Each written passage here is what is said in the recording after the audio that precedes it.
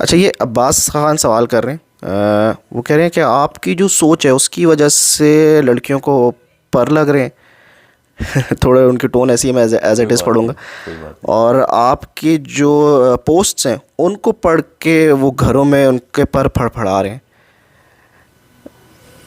اس پہ آپ کیا اتنا ہی سوال ہے. اتنا یہ دیکھیں بات یہ ہے کہ جس دن ہمیں پتہ چل گیا نا کہ عورت بھی انسان ہوتی ہے آدمی کی طرح، تو ہماری سائیکالوجی صحیح ہو جائے گی. ہم لڑکیوں کو نا کوئی اور مخلوق سمجھتے ہیں. یہی میں پر اگر لڑکوں کو لگا رہا ہوتا آپ کے خیال سے تو پھر تو ٹھیک تھا.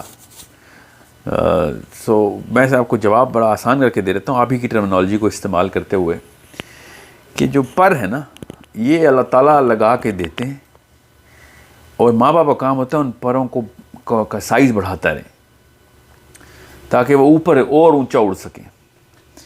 ہم لیکن کرتے کیا ہیں، ہم سمجھتے ہیں کہ یہ کوئی اور مخلوق ہے اور ہم ان کے پر جو ہے نا وہ پر کاٹ رہے ہوتے ہیں. میں پر نہیں لگا رہا ہوں، آپ پر کاٹ رہے ہیں، پر اللہ نے لگائے ہوئے ہیں. مگر جب پر کوئی کاٹتا ہے نا کسی کے تو پھر پرندہ پھڑ پھڑاتا ہے. بڑے پروں والا پرندہ پر پھڑ پھڑاتا نہیں ہے، پر پھیلاتا ہے. یہ چھوٹے پروں والے پرندے بیچارے پر پھڑ پھڑاتے ہیں. کبھی سنا ہے کہ باز اپنے پر پھڑ پھڑا رہا ہے؟ یہ آپ جس دن آپ کو پتہ چلے گا نا کہ اللہ تعالیٰ نے کتنے بڑے کام لینے کے لیے انسان کو پیدا کیا تھا، تب آپ کو پتہ چلے گا کہ آپ کے ساتھ آپ نے زیادتی کر دی اپنی بچیوں کے ساتھ.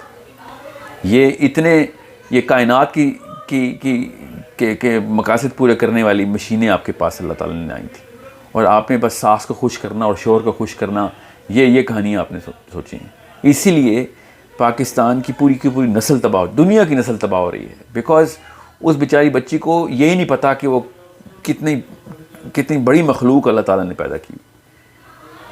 اور یہ غلطی میری طرف سے نہیں ہے، یہ ہم سب کی طرف سے غلطی ہے کہ ہم یہ سمجھتے ہیں کہ ہمارے ہاتھ میں ہے کچھ. یہ ری ایکشن جو آ رہا ہے نا خواتین کا، یہ اٹ سیلف ایک ثبوت ہے کہ ایک بڑا الارم بج رہا ہے ان کے اندر کہ اتنی بڑی ہستی کو ہم نے چھوٹے سے چھوٹا کر کے دڑبے میں بند کرنے کی کوشش کی. میں لڑکیوں کے بے پردگی کے حق میں نہیں ہوں، میں لڑکیوں کی سوچ کے ختم ہونے کے خلاف ہوں. اسلام میں ہر جگہ آپ پڑھ کے دیکھ لیں، مجھے بتائیں اللہ تعالیٰ نے کب عقل کے اوپر پردہ کرنے کا حکم دیا عورت کو. بہت ضروری بات ہے آپ کو پتہ ہو کہ ہم سوچنے نہیں دے رہے بچی کو، اور وہ اسی لیے کمزور ترین ماں بن رہی ہے. امت کا مسئلہ نا اہل باپ اور کمزور ماں ہے. لڑکا اہلیت نہیں لے رہا اور لڑکی طاقت نہیں لے رہی. یہ دونوں کون دیتا ہے؟ یہ ماں باپ ہی دیتے ہیں.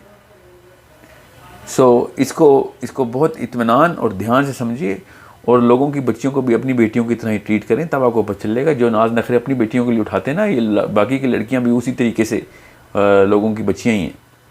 اتنی ہی عزیز ہیں ہم سب کو، اور ایسے ہی ہونی چاہیے. پتہ نہیں کیوں ہم نے سمجھ لیا کہ کوئی کموڈٹی ہمارے استعمال اور پلیجر کے لیے اللہ نے نعوذ باللہ پیدا کی ہے. اپنے ذہن میں ختیجہ الکبریٰ اور فاطمہ الزہرا اور عائشہ صدیقہ کے نام رکھا کریں، تب لڑکیوں کے بارے میں بات کرنے کی جرات کیا کریں.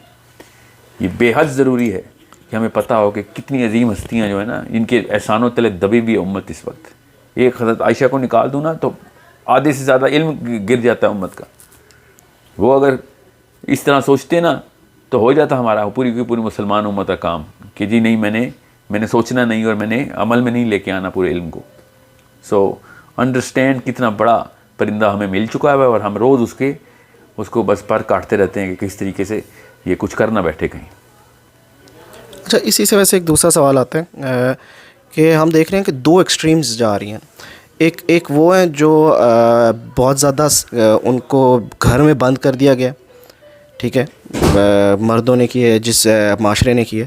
پھر ایک وہ ہے اس کے ریٹیلیشن ہے یا جو بھی وجہ ہے، پھر وہ بہت زیادہ اوپن اور بہت زیادہ آزاد اور بہت انڈیپینڈنٹ ان کی ریٹیلیشن میں، جس کی وجہ سے وہ شاید دین کی بھی بہت. دیکھیں وہ ایک سوشل کلچرل کانسٹرکٹ ہے آزادی اور بے راہ روی. یہ ری ایکشن ہے.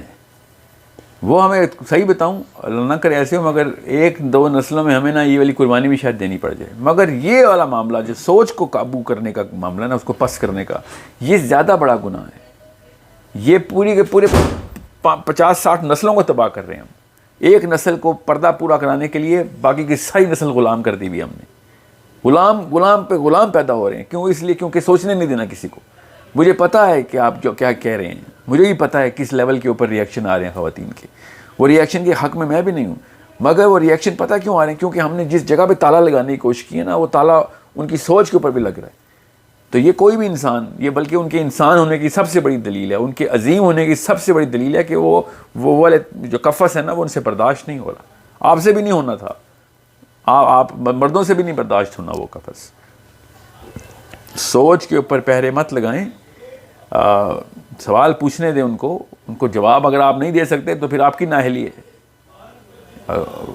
یہ معاملہ مجھے سمجھ نہیں آتا کہ عورت کے بڑے مقصد کے بیچ میں پردہ کیسے حائل ہو رہا ہے. پردہ کر کے بھی عورت دنیا کے سب سے بڑے مقصد تو کام پورے کر سکتی ہے. یہ کس نے ہم سے کہہ دیا کہ بڑے کام کریں گے یا پردہ کریں گے؟ یہ کون سا فلسفہ ہے ہمارا کہ ایک خاتون یا تو اللہ تعالیٰ کے مقصد پورے کرے گی یا پھر اللہ کا ایک امر جو ہے پردے کا وہ پورا کرے گی؟ یہ فلسفہ کدھر سے آ رہا ہے؟ میں نے آپ سے کہا نا کہ یہ والی ہستیاں میں نکال دوں نا اپنے فلسفے کی, جو ہماری جو ٹارچز ہیں, جنہوں نے مشعل دکھا کے پوری امت کو روشن کیا ہے, ایک بھی عورت اس عورت کو نکال دوں جو اللہ کے نبی علیہ السلام کا ڈائریکٹ علم ہم تک پہنچا بیٹھی, تو تب آپ کو پتہ چل جائے کہ کتنا بڑا نقصان ہوتا کیا ہے ہمارے ساتھ پھر. So it's the saddest thing. مجھے سب سے زیادہ افسوس اس بات کا ہے کہ ہم نے آدھی سے زیادہ امت کے بارے میں یہ فیصلہ کر لیا. امام و خواتین کی بات کر رہا ہوں, ہم نے آدھی سے زیادہ امت کے بارے میں فیصلہ کر لیا ہے کہ یہ تو کام کرے گی نہیں کوئی, یہ صرف گول روٹیاں بنائے گی بس, اور کوئی کام نہیں ہے اس کا. اور جو باقی کی امت ہے, جو بچا کچا ہمارا, جو بیٹے ہیں ہمارے, ان کے اوپر بوجھ ڈالا ہوا ہے ہم نے, اور وہ پھر جو کر رہے ہیں ہمیں نظر آ رہا ہے اس کے بعد. تو ابھی اس وقت پوائنٹ یہ نہیں ہے کہ لڑکوں کے ساتھ کیا کرنا ہے, اس لیے میں آپ کے سوال کو صرف لڑکیوں تک کے رکھا.